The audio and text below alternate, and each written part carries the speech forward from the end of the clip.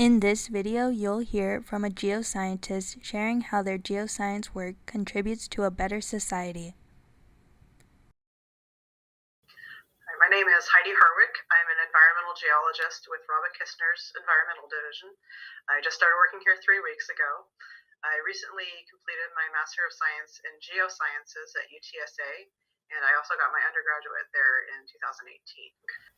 So for my master's thesis research project, I did a local study of groundwater recharge pathways for the UTSA campus, which lies within the Edwards Aquifer, as well as the Balcony Fault Zone.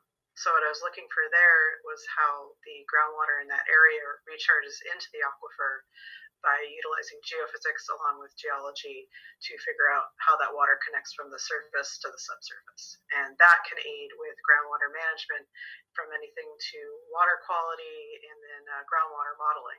So while it's a local study, that can contribute to local or regional management of the aquifer. And then a lot of times if you have a karst study, even though it's a case study of a local area, that can add to the database of knowledge for karst aquifers because they're so complex. It can help for the greater understanding. Okay, so this again has to do with my thesis research project.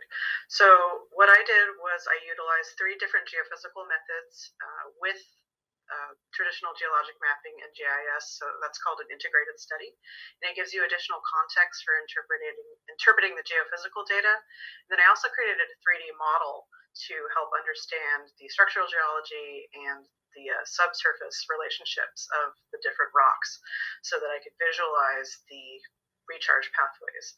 So that allowed me to make some conclusions as well as quantify different aspects of that subsurface geology, and then figure out, how's the water going through the surface and then getting into the aquifer and then recharging down into the confined portion of the aquifer. So again, that's while that was a local study, it is within the recharge zone of the Edwards Aquifer.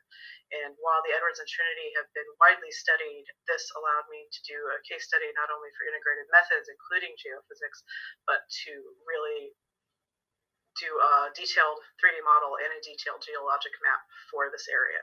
So hopefully that can help inform not only groundwater resource management practices, but just kind of knowing where karst features are and knowing where the groundwater flows can really provide a lot of information related to construction and then protecting the Edwards Aquifer, which is an incredibly important resource for the San Antonio area.